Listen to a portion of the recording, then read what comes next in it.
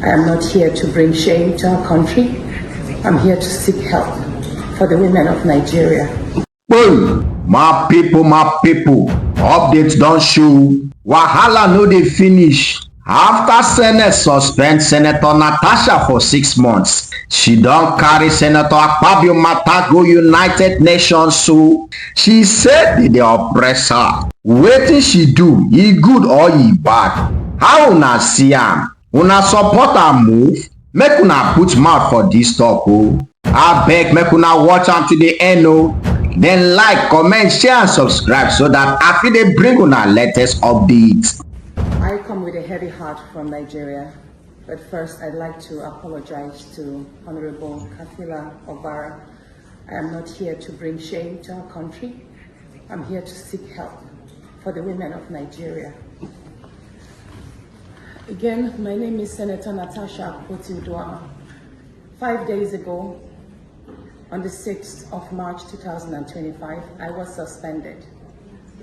As a senator, I was suspended illegally because I submitted a petition of sexual harassment against the President of the Nigerian Senate, Senator Godswill Akpabio. I thought that by submitting the petition, he would recuse himself, and both of us will submit ourselves to the Committee on Ethics, Privileges and Public Petition for a fair and transparent investigation. But unfortunately, I was silenced and I was suspended. I was suspended for 6 months, amongst many other stringent conditions, such as taking away my security, taking away all the officials, vehicles, and other items that were handed over to me as a senator.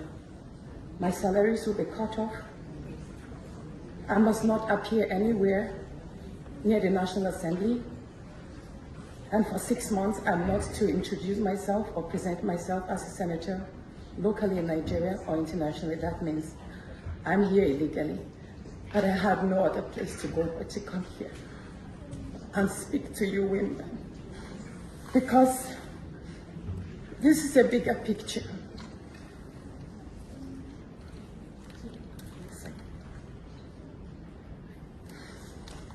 This is a bigger picture. It depicts the crisis of women political representation.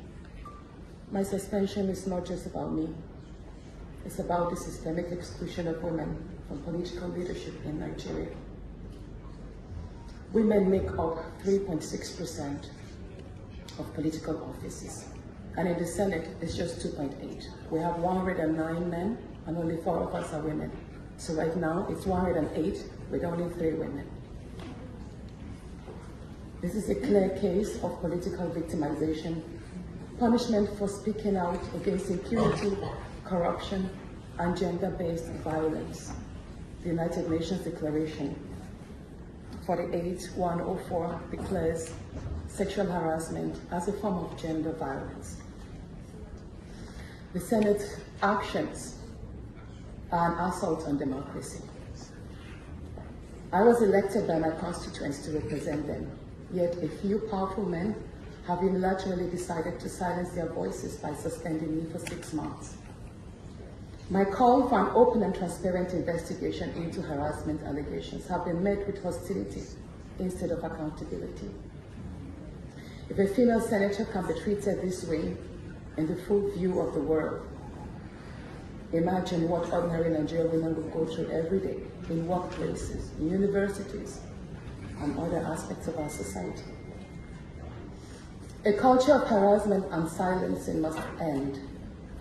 And this is not just a Nigerian issue, it's a global one.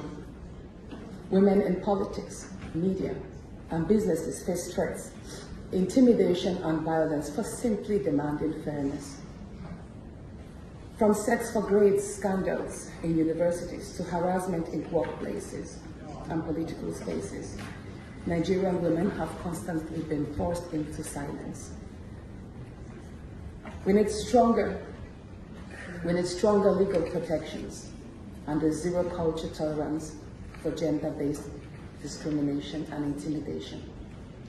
My call to the international community is such that the world must not stay silent as democracy and women's rights are rolled back in Nigeria.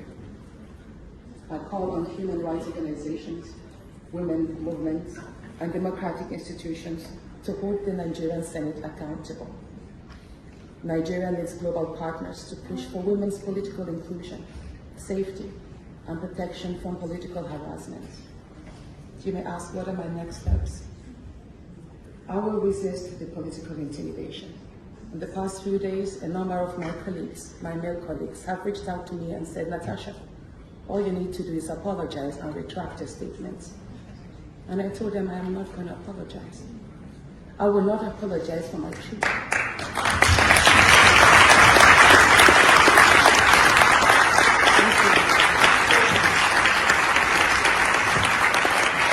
And I told them that I will stand the 6-month suspension, and the very first day I return, I will represent my petition on sexual harassment. And I will continue doing so until there is a fair and transparent investigation.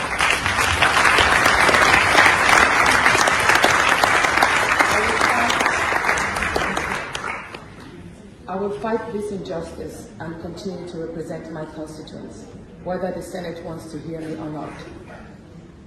I will work with women's groups, civil society, and legal teams to ensure that this unconstitutional suspension is quashed. This is bigger than me. This is about ensuring that no other woman in politics or public office will ever be silenced again. Thank you so much.